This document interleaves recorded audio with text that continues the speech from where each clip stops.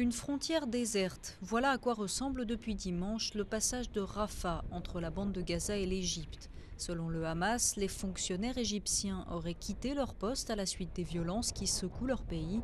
Le mouvement islamiste au pouvoir dans la bande de Gaza a donc décidé de fermer le terminal pour le plus grand désarroi de certains Gazaouis.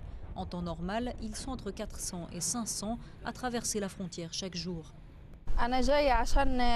Je suis là car je veux aller en Égypte. Mon mari et mon fils sont là-bas, mais je ne peux pas passer. Un peu plus loin, cette station-service est assaillie par des habitants inquiets.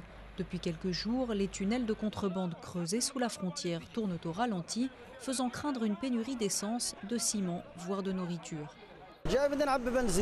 Je suis venu ici pour chercher du gasoil pour ma voiture et mon générateur, car on manque d'électricité. J'ai fait le tour des stations-service. Ici, c'est le seul endroit de la bande de Gaza où on en trouve encore.